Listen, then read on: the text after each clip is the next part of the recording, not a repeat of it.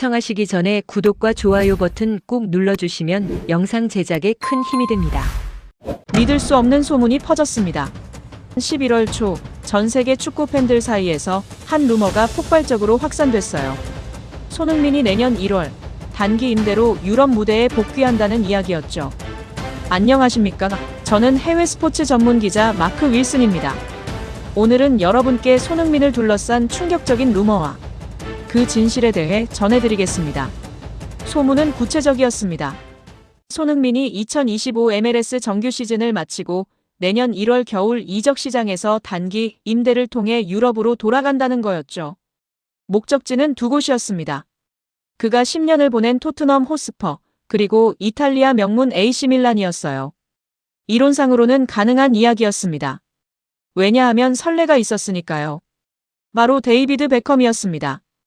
2007년부터 2013년까지 LA 갤럭시에서 뛰었던 베컴은 실제로 단기 임대로 유럽 무대를 다녀왔더군요. 2009년 1월부터 5월까지, 그리고 2010년 1월부터 3월까지 총 두 차례에 걸쳐 AC 밀란에서 뛰었습니다. MLS 비시즌 기간을 이용한 것이었죠. 당시 기록을 확인해봤습니다. 베컴은 AC 밀란에서 총 29경기에 출전했어요. 세리에어에서 다시 자신의 가치를 증명한 셈이었죠. 그래서 많은 축구 팬들이 기대했습니다. 손흥민도 베컴처럼 할 수 있지 않을까? MLS 시즌이 끝나는 12월부터 다음 시즌이 시작되는 2월까지 약 2~3개월의 공백 기간이 있으니까요. 특히 토트넘 팬들의 기대가 컸습니다. 손흥민은 2015년부터 2024년까지 토트넘에서 뛰었어요. 정확히 10년이었죠. EPL 통산 162골을 기록하며 아시아 선수 최다 득점 기록을 세웠습니다. 그리고 마지막 시즌 2024-2025 시즌에는 토트넘에게 특별한 선물을 남겼어요. UEFA 유로파리그 우승이었습니다. 토트넘 창단 142년 만에 첫 유럽 대항전 우승컵이었죠. 결승전에서 결승 어시스트를 기록하며 우승의 주역이 됐습니다. 그 감동적인 장면을 저는 지금도 생생히 기억하고 있어요. 우승 후 손흥민이 두 팔을 벌려 환호하던 모습. 우승컵을 머리 위로 들어올리던 그 순간. 토트넘 팬들에게는 평생 잊지 못할 기억이었죠. 그런 손흥민이었습니다. 그래서 토트넘 팬들은 단 2개월이라도, 단 한 경기라도 다시 보고 싶었던 거예요. 화이트 하트 레인 경기장에서 7번 유니폼을 입고 뛰는 손흥민을 말입니다. 게다가 토트넘에게는 절박한 이유가 있었습니다. 좌측 윙어 포지션이 비어 있었어요. 손흥민이 떠난 후 제대로 된 대체자를 구하지 못했던 겁니다. 시즌 토트넘은 좌측 공격에서 큰 어려움을 겪고 있었죠. 토트넘 소식을 전하는 호스퍼 HQ는 이렇게 보도했습니다. 토트넘은 아직 손흥민의 빈자리, 좌측 윙어 포지션 대체자를 확실히 구하지 못했다. 그래서 오는 1월 겨울 이적 시장을 통해 임대 복귀를 원하고 있는 팬들이 있었다. 소문은 점점 구체화됐습니다. 일부 영국 언론에서는 토트넘이 손흥민 측에 실제로 접촉했다는 보도까지 나왔어요. AC 밀란도 관심을 보이고 있다는 이야기도 함께 퍼졌죠. SNS는 폭발했습니다. 토트넘 팬들은 쏜칠 해시태그를 달며 복귀를 염원했어요. 한국 팬들도 들썩였습니다. 손흥민이 다시 EPL 무대를 밟을 수 있다는 기대감이었죠. 제가 현지 팬 커뮤니티를 살펴봤습니다. 수백 개의 글이 올라와 있었어요. 제발 돌아와라 소니. 단 한 달이라도 좋다. 7번이 그립다. 팬들의 간절함이 느껴졌습니다. 그러나 2025년 11월 11일 모든 것이 바뀌었습니다. 손흥민이 직접 입을 열었어요. 유튜브 채널과의 인터뷰였죠. 기자가 물었습니다. 겨울 유럽 복귀설에 대해 어떻게 생각하느냐고요. 손흥민의 대답은 단호했습니다. 잘 쉬어야죠. 많은 분들이 궁금해한다. 루머가 나오는 것 자체가 불편하고 혼란스러울 수도 있다. 이어서 그는 이렇게 말했어요. 항상 뛰고 있는 팀에 최선을 다하는 것이 중요하다는 신념을 가지고 있다. 겨울에 어디를 간다고 다른 팀과 단 한 번도 그런 얘기를 한 적이 없다. 사실이 아니다. 그리고 가장 중요한 한마디를 덧붙였습니다. LAFC의 신뢰가 되는 일이다. 손흥민은 마지막으로 강조했어요. 이 자리를 통해서 사실이 아니라고 말하고 싶다. 루머는 그렇게 끝났습니다. 손흥민 본인이 직접 선을 그은 거였죠. 토트넘 팬들은 실망했습니다. 호스퍼 HQ는 14일 이렇게 보도했어요. 손흥민은 토트넘 팬들의 꿈을 산산조각 냈다. 그러나 동시에 이렇게 덧붙였습니다. 손흥민은 토트넘의 레전드다. 지난 시즌 유로파리그 우승 과정에서 보여준 영향력을 생각하면 그는 구단 역사상 최고의 선수 중 한 명으로 남을 것이다. 33세의 손흥민이 선택한 것은 무엇이었을까요? 과거의 영광이 아니었습니다. 팬들의 향수도 아니었어요. 그가 선택한 것은 지금 현재였습니다. LAFC에 대한 책임이었죠. 책임. 손흥민이 선택한 단어였습니다. 33세 베테랑이 루머를 일축하며 내세운 가치였죠. 마크 윌슨입니다. 오늘은 손흥민이 왜 유럽 복귀를 거절했는지 그 이유에 대해 말씀드리겠습니다. 손흥민의 인터뷰를 다시 살펴봤습니다. 항상 뛰고 있는 팀에 최선을 다하는 것이 중요하다는 신념을 가지고 있다. 이 한 문장이 모든 것을 설명하고 있었어요. 지금 뛰고 있는 팀, LAFC. 그곳에 최선을 다하겠다는 거였죠. 그리고 이어진 말이 더 강력했습니다. LAFC의 신뢰가 되는 일이다. 손흥민은 루머 자체가 LAFC에 대한 예의가 아니라고 본 겁니다. 자신을 믿고 2,650만 달러, 약 386억 원이라는 MLS 최고 이적료를 지불한 팀에 대한 배신이라고 생각한 거였죠. 이것이 프로의 자세입니다. 제가 손흥민의 MLS 기록을 확인해봤습니다. 8월 7일 LAFC에 입단한 후 정규 시즌 12경기에 출전했어요. 10골 4도움을 기록했죠. 경기당 거의 한 골 페이스였습니다. 특히 9월 이후 활약이 눈부셨어요. 9월 21일 레알 솔트레이크 원정에서는 MLS 첫 해트트릭을 달성했습니다. 토트넘에서 보여줬던 그 날카로운 마무리 능력이 그대로였죠. 플레이오프 1라운드에서도 빛났습니다. 오스틴 FC를 상대로 2경기에서 1골 1도움을 기록했어요. 미국 스포츠 일러스트레이티드는 손흥민을 1라운드 베스트 5 중 3위로 선정했습니다. 시리즈에서 가장 중요한 순간마다 빛을 발했다는 평가였죠. 그러나 손흥민의 여정은 아직 끝나지 않았습니다. 플레이오프는 지금 한창 진행 중이에요. 2라운드, 컨퍼런스 준결승, 그리고 결승까지. LAFC는 우승을 노리고 있었고 손흥민은 그 중심에 있었죠. 바로 이 시점에 유럽 임대설이 터진 겁니다. 손흥민 입장에서는 어떻게 느꼈을까요? 팀은 중요한 플레이오프를 치르고 있는데 자신은 유럽으로 떠날 거라는 소문이 퍼지는 상황이었어요. 동료들은 어떻게 생각했을까요? 코칭 스태프는요? LAFC 팬들은요? 손흥민은 그것을 참을 수 없었던 겁니다. LAFC의 신뢰가 되는 일이다. 이 말 속에는 손흥민의 프로 정신이 고스란히 담겨 있었습니다. 지금 함께 뛰는 동료들에 대한 존중, 자신을 믿어준 구단에 대한 책임감, 그리고 응원해주는 팬들에 대한 예의였죠. 사실 베컴의 경우와는 상황이 달랐습니다. 베컴이 AC 밀란으로 임대를 갔던 2009년과 2010년 LA 갤럭시는 플레이오프에 진출하지 못했어요. 시즌이 완전히 끝난 상태였죠. 게다가 당시 베컴은 35세였습니다. 은퇴를 2-3년 앞둔 시점이었어요. 마지막으로 유럽 무대를 밟고 싶다는 개인적 욕구가 있었죠. 하지만 손흥민은 달랐습니다. 33세. 여전히 최전성기를 유지하고 있었어요. LAFC는 우승을 노리는 팀이었고 손흥민은 그 핵심이었습니다. 개인의 영광보다 팀의 목표가 먼저였던 거죠. 영국 언론도 이를 인정했습니다. 토트넘 소식을 전하는 스퍼스 웹은 이렇게 보도했어요. 손흥민은 이미 토트넘에서 훌륭한 시간을 보냈다. 구단 역사에 남을 마침표를 찍었다. 이어서 냉정하게 덧붙였습니다. 토트넘은 장기적인 계획을 세우고 추후 위대한 선수로 발전할 수 있는 윙어를 찾아야 한다. 더 이상 손흥민에게 의지하지 말라는 조언이었죠. 호스퍼 HQ도 비슷한 입장이었습니다. 손흥민은 지난 10년 동안 토트넘에서 보여준 헌신을 지금 LAFC에서 실천하고 있다. 그가 토트넘과 재회 가능성을 일축한 건 사실이지만 토트넘 팬들은 손흥민이 끝까지 자신의 방식대로 존중을 지키는 모습을 원할 것이다. 손흥민의 방식. 그것은 무엇이었을까요? 어떤 유니폼을 입든 어떤 팀에서 뛰든 그 팀에 최선을 다하는 것이었습니다. EPL에서 그랬고 국가대표팀에서 그랬고 지금 MLS에서도 그렇게 하고 있었죠. 제가 손흥민의 커리어를 돌이켜봤습니다. 함부르크에서도 최선을 다했어요. 레버쿠젠에서도 마찬가지였습니다. 토트넘에서 10년을 뛰면서도 단 한순간 손을 뺀 적이 없었죠. 그리고 지금 LAFC에서도 똑같았습니다. 33세의 나이에도 대표팀과 클럽을 오가며 강행군을 하고 있었어요. 플레이오프 한복판에서 한국으로 날아가 볼리비아전과 가나전을 치르고 다시 미국으로 돌아와 경기를 준비했죠. 보통 선수라면 불가능한 일정이었습니다. 체력적으로도 정신적으로도 말이죠. 17시간의 시차, 수십 시간의 비행, 그리고 연속된 경기들. 하지만 손흥민은 해내고 있었습니다. 왜냐하면 그것이 프로니까요. 대표팀에서도 최선을 다하고 클럽에서도 최선을 다하는 것. 그게 손흥민의 방식이었죠. 유럽 임대설을 거절한 것도 같은 맥락이었습니다. 지금 LAFC가 중요한 시기인데 겨울에 유럽 가는 것을 생각할 수 없다는 거였어요.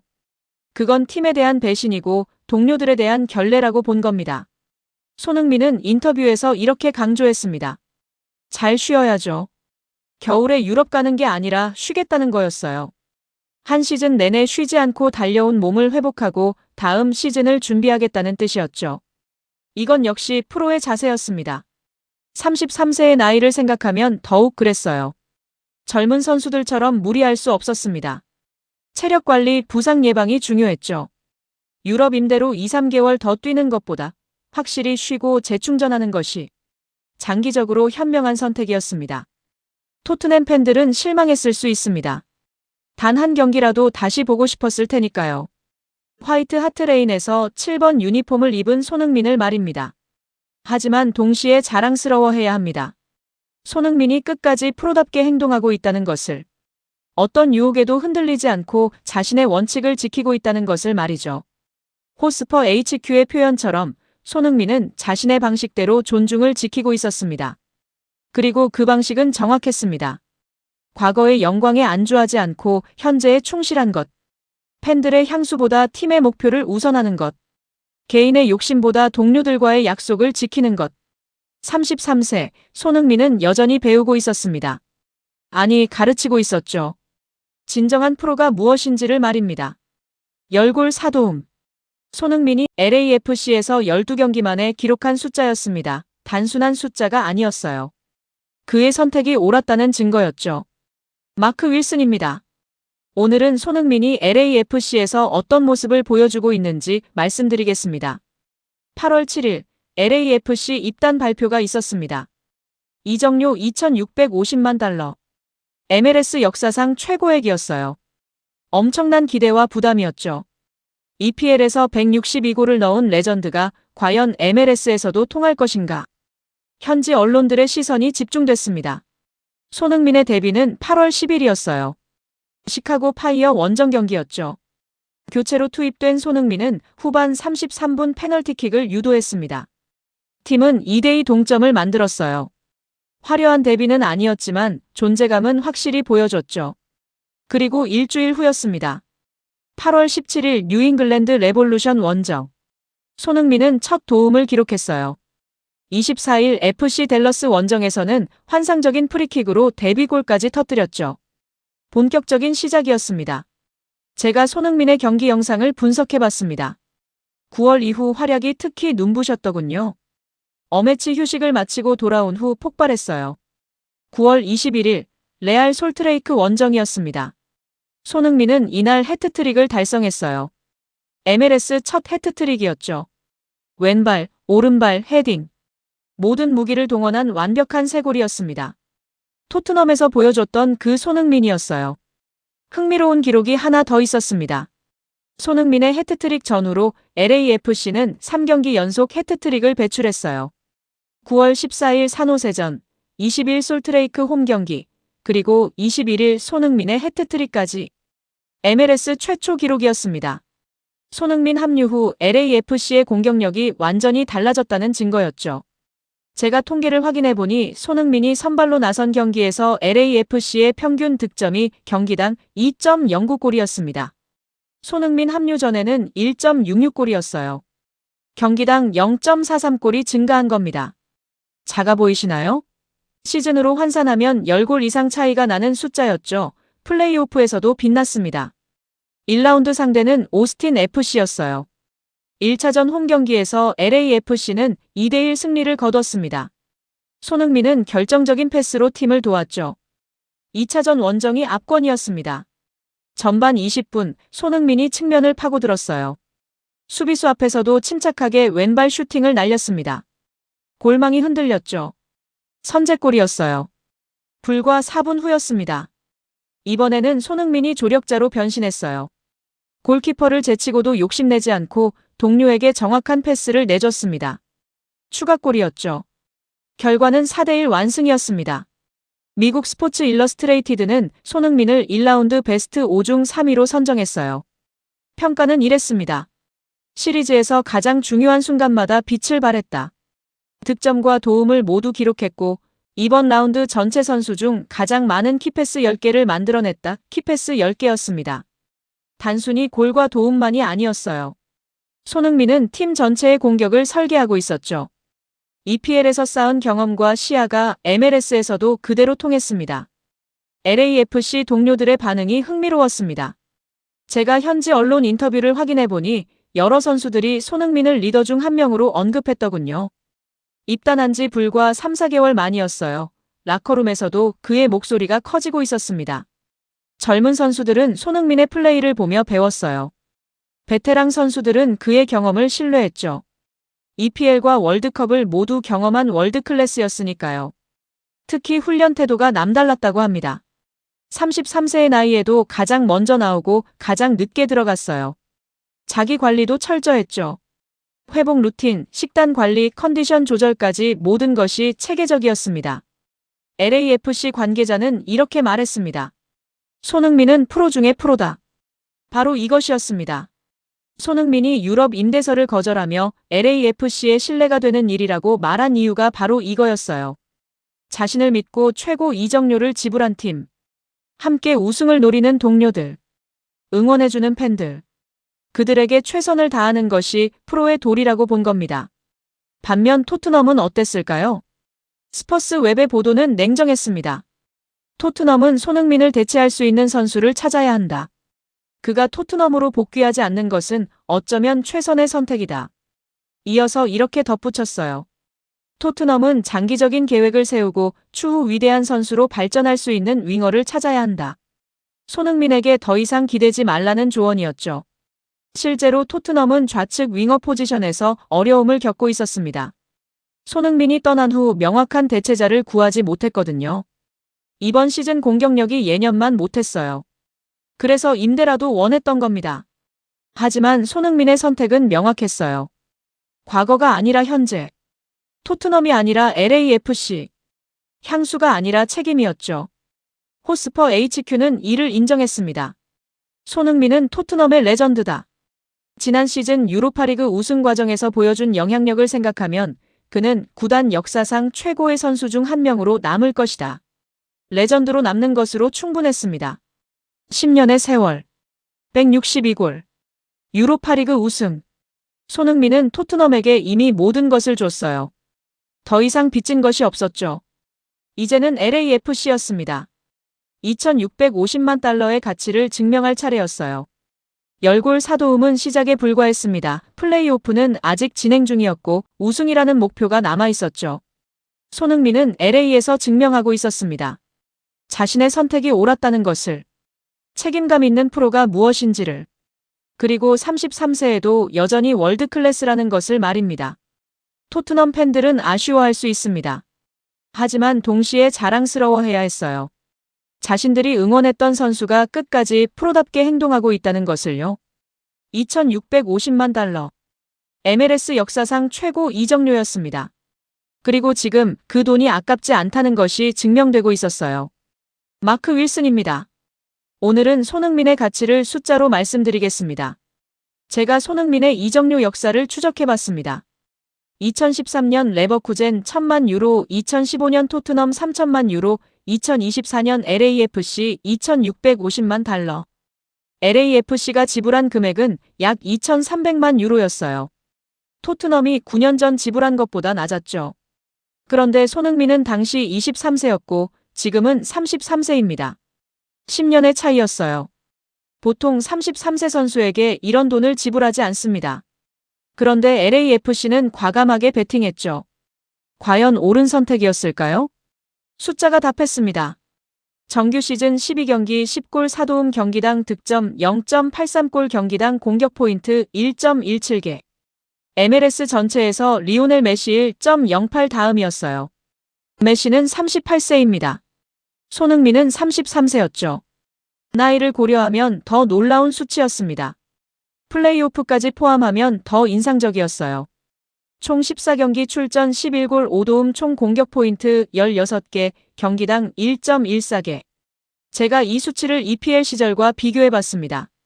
토트넘 마지막 시즌 38경기 17골 10도움 경기당 공격 포인트 0.71개. MLS에서의 경기당 1.14개가 더 높았어요. 물론 리그 수준 차이를 고려해야 하지만 33세의 나이에도 득점 감각이 살아있다는 증거였죠. 더 놀라운 통계가 있었습니다. 손흥민 합류 전 LAFC 경기당 평균 득점 1.66골, 손흥민 합류 후 LAFC 경기당 평균 득점 5.09골. 증가율 0.43골. 시즌 34경기로 환산하면 약 15골 차이였어요. 플레이오프 진출을 가를 수 있는 숫자였죠. 키패스 통계도 확인해봤습니다. 플레이오프 1라운드에서 손흥민은 총 10개의 키패스를 기록했어요. 1라운드 전체 선수 중 1위였습니다. 2위는 7개였죠. 단순히 골만 넣는 것이 아니었어요. 팀 전체의 공격을 만들어내고 있었습니다. 상대 페널티 박스 안으로의 패스도 분석해봤습니다. 경기당 1.91회. 이것도 MLS 상위권 수치였어요. EPL에서 쌓은 공간 활용 능력이 그대로 통하고 있었던 겁니다. 역습 상황에서의 기여도도 높았습니다. LAFC는 손흥민 합류 후 빠른 역습을 통한 득점이 경기당 0.69골로 MLS 전체 1위였어요. 2위 뉴욕시티 FC는 0.46골이었죠. 손흥민의 스피드와 판단력이 만들어낸 결과였습니다.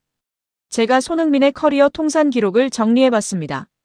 함부르크 78경기 20골, 레버쿠젠 87경기 29골, 토트넘 415경기 162골, LAFC 14경기 11골. 총 594경기 222골이었어요. 특히 토트넘에서의 162골이 압권이었죠. EPL 아시아 선수 최다 득점 기록입니다. 박지성의 19골, 이영표의 2골과는 차원이 다른 수치였어요. 그리고 이제 MLS에서 새로운 기록을 쓰고 있었습니다. 나이별 득점 추이도 흥미로웠습니다. 20대 초반 함부르크 시즌당 평균 6.7골, 20대 중반 레버쿠젠 시즌당 평균 14.5골, 20대 후반에서 30대 초반 토트넘 시즌당 평균 18.0골, 30대 중반 LAFC 시즌 환산 약 28골. 놀랍게도 33세인 지금이 득점 페이스가 가장 높았어요.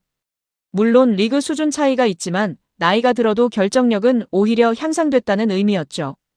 토트넘과 LAFC를 비교해봤습니다.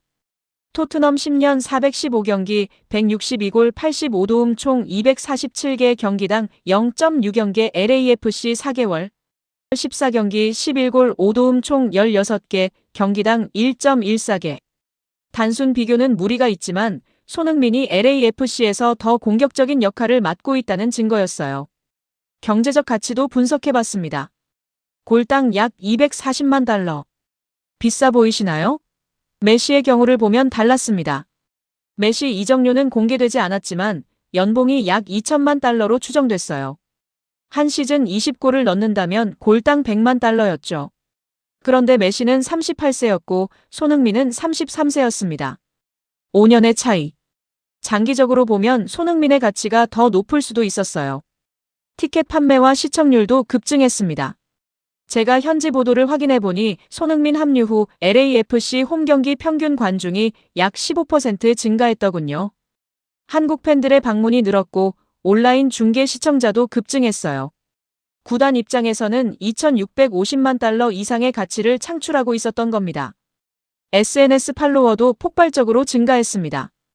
LAFC 공식 계정 한국어 팔로워 전년 대비 300% 증가, 손흥민 관련 게시물 평균 조회수 일반 게시물의 5배 마케팅 효과까지 고려하면 손흥민의 가치는 수치로 환산하기 어려울 정도였어요. 베컴과 비교해보면 어땠을까요? 베컴 LA 갤럭시 118경기 20골, 손흥민 LAFC 14경기 11골. 경기당 득점 베컴 0.17골, 손흥민 0.79골.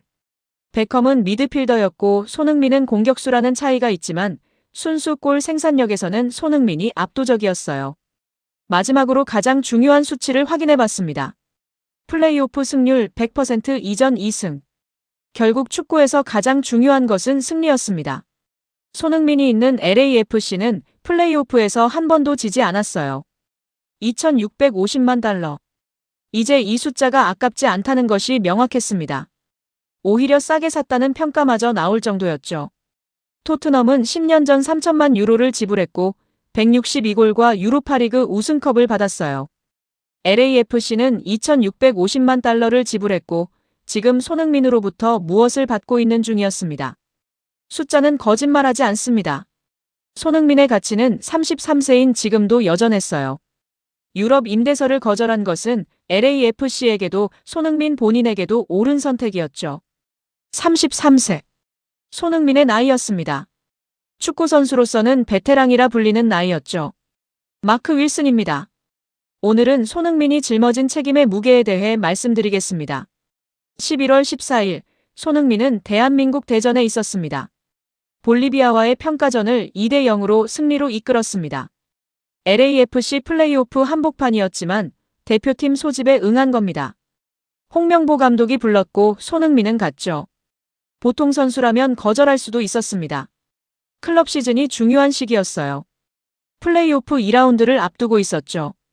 부상 위험도 있었습니다. 장거리 이동으로 컨디션이 떨어질 수도 있었고요. 하지만 손흥민은 달랐습니다. 대표팀 주장이었어요. 33세 최고령 주전이었죠.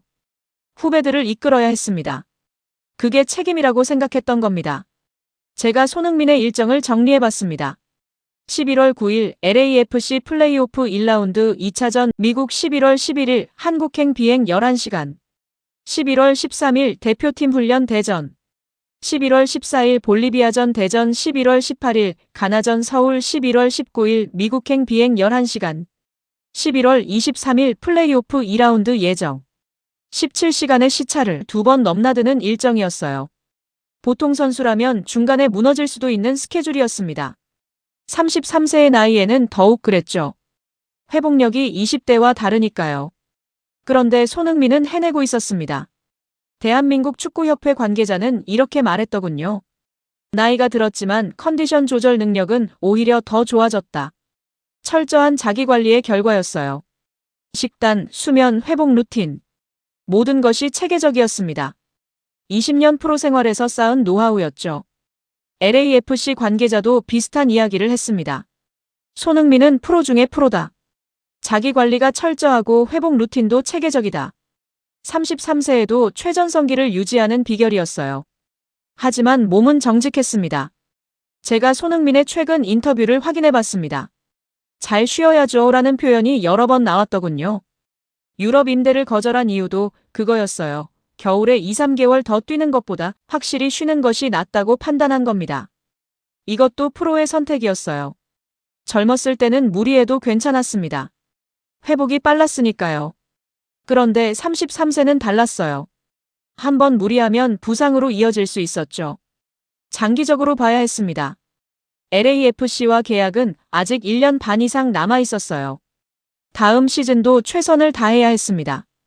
겨울에 무리하는 것보다 제대로 쉬고 재충전하는 것이 팀을 위한 길이었죠. 손흥민은 항상 그렇게 생각했습니다. 팀을 위해, 동료를 위해, 개인의 영광보다 집단의 목표를 우선했어요. EPL에서도 그랬고 대표팀에서도 그랬고 지금 LAFC에서도 마찬가지였죠. 천안 대표팀 트레이닝 센터에서의 모습이 인상적이었습니다. 손흥민은 후배들과 함께 땀을 흘렸어요.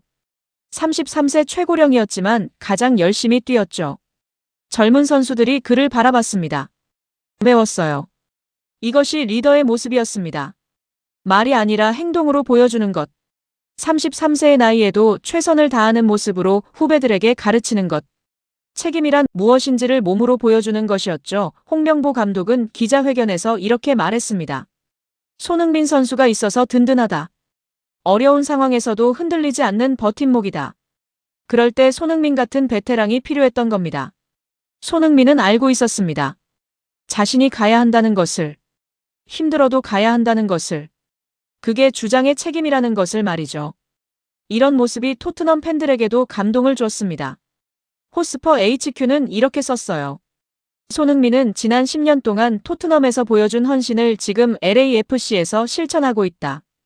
그가 토트넘과 재회 가능성을 일축한 건 사실이지만 토트넘 팬들은 손흥민이 끝까지 자신의 방식대로 존중을 지키는 모습을 원할 것이다. 끝까지 자신의 방식대로. 그것이 무엇이었을까요? 어떤 유니폼을 입든 최선을 다하는 것.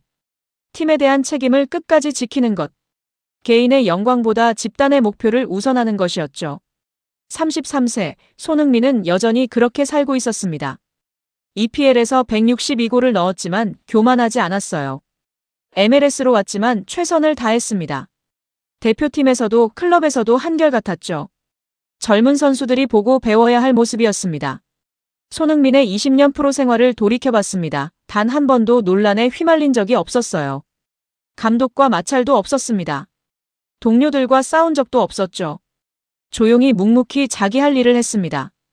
골로 말했고 플레이로 보여줬고 행동으로 증명했어요. 20년 동안 한결같았습니다. 그게 손흥민이었죠. 유럽 임대설을 거절한 것도 그런 맥락이었습니다. 화려한 복귀보다 조용한 책임. 팬들의 환호보다 동료들과의 약속. 과거의 영광보다 현재의 헌신을 택한 겁니다. 33세의 나이에 그런 선택을 했다는 것. 그것이 손흥민을 특별하게 만드는 이유였어요. EPL 162골보다 MLS 11골보다 더 중요한 가치였습니다.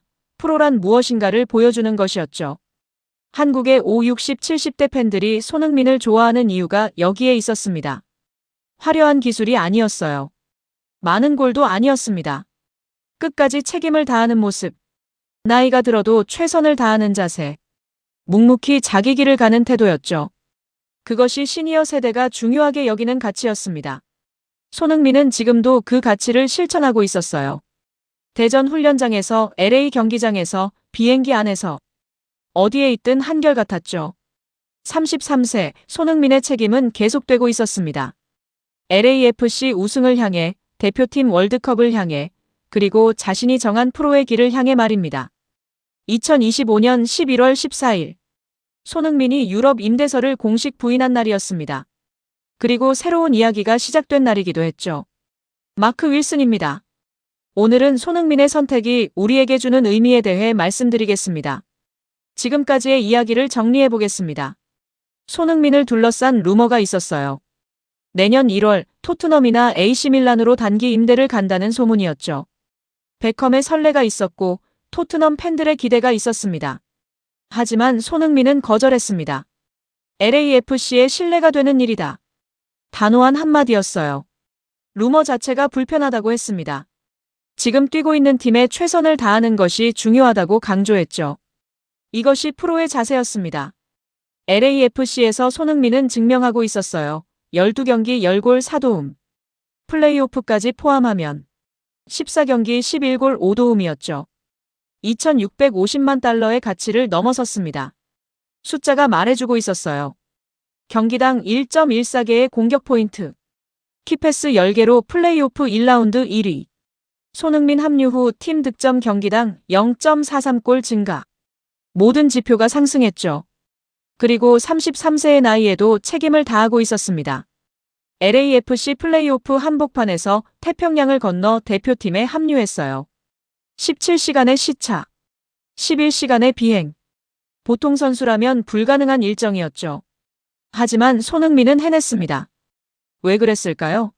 돈 때문이 아니었어요. 명예 때문도 아니었습니다. 책임 때문이었죠. 대표팀 주장으로서, LAFC 핵심 선수로서, 그리고 프로로서의 책임이었습니다. 손흥민의 20년 커리어를 돌이켜봤습니다. 함부르크에서도, 레버쿠젠에서도, 토트넘에서도 한결같았어요. 어떤 유니폼을 입든 최선을 다했습니다. 동료들을 존중했고 팀의 목표를 우선했죠. 지금 LAFC에서도 마찬가지였습니다. 과거의 영광에 안주할 수도 있었어요. 토트넘 팬들의 환호를 다시 들을 수도 있었습니다. EPL 무대에 잠깐이라도 복귀할 수 있었죠. 하지만 선택하지 않았습니다. 왜냐하면 그것이 옳지 않다고 생각했으니까요. 동료들에게 미안한 일이고 구단에 신뢰되는 일이고 팬들을 배신하는 일이라고 본 겁니다. 이것이 진짜 프로의 길이었습니다. 화려한 복귀보다 조용한 헌신. 팬들의 향수보다 동료들과의 약속.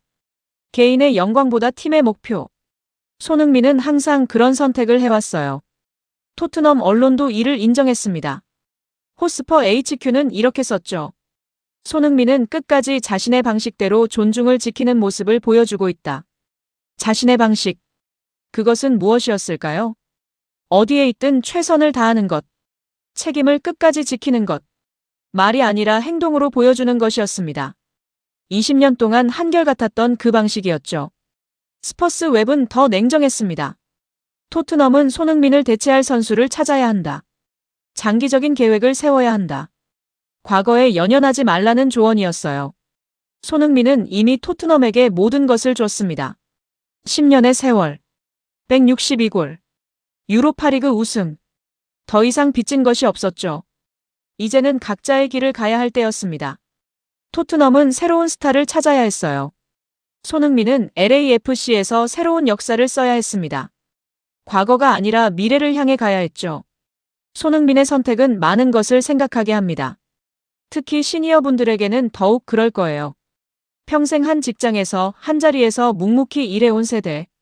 책임과 헌신을 중요하게 여기는 세대였으니까요. 손흥민의 모습이 바로 그것이었습니다. 33세의 나이에도 최선을 다하는 모습. 화려한 유혹을 뿌리치고 책임을 택하는 모습. 말이 아니라 행동으로 보여주는 모습이었죠. 이것이 진짜 프로였습니다. EPL에서 162골을 넣어서 프로가 아니었어요. MLS에서 11골을 넣어서 프로가 아니었습니다. 끝까지 책임을 다하는 자세, 그것이 진짜 프로였죠. 젊은 선수들이 배워야 할 가치였습니다. 화려한 기술보다 중요한 것, 많은 골보다 귀한 것, 그것은 바로 프로 정신이었어요. 어떤 상황에서도 최선을 다하는 자세였습니다. 손흥민은 지금도 그 길을 가고 있습니다. LA에서 대전에서 어디에 있든 한결같아요. LAFC 플레이오프를 준비하면서도 대표팀 경기를 뛰면서도 변하지 않고 있습니다. 앞으로도 그럴 것입니다. 플레이오프 2라운드가 기다리고 있어요. 우승을 향한 도전이 계속됩니다. 대표팀에서도 2026 월드컵을 준비해야 하죠. 33세 손흥민의 여정은 아직 끝나지 않았습니다. 토트넘 팬들은 아쉬워할 수 있습니다. 단 한 경기라도 다시 보고 싶었을 테니까요. 화이트 하트레인에서 7번 유니폼을 입은 손흥민을 말이죠. 하지만 자랑스러워해야 합니다. 자신들이 10년 동안 응원했던 선수가 끝까지 프로답게 행동하고 있다는 것을. 어떤 유혹에도 흔들리지 않고 자신의 길을 가고 있다는 것을요. 이것이 레전드의 모습입니다. 화려하게 떠나는 것이 아니라 조용히 책임을 다하는 것. 팬들의 향수에 기대지 않고 현재의 최선을 다하는 것이었죠. 손흥민은 그렇게 자신의 가치를 지키고 있었습니다. 전 세계가 지켜보고 있습니다. 33세 베테랑이 어떻게 프로의 길을 걷는지, 어떻게 책임을 다하는지, 어떻게 나이를 이기고 여전히 최고로 남는지를 말입니다. 손흥민은 답하고 있습니다. 말이 아니라 행동으로, 골로, 헌신으로, 그리고 변하지 않는 자세로 말이죠. 진짜 프로의 길. 손흥민은 지금도 그 길을 묵묵히 걷고 있습니다. 그리고 우리는 그 뒷모습을 응원하고 있습니다. 오늘 가장 기억에 남는 순간은 무엇이었나요? 댓글로 여러분의 생각을 들려주세요. 원더풀 해외 감동 사연은 앞으로도 근거 있는 자부심, 진실된 이야기로 찾아뵙겠습니다. 감사합니다.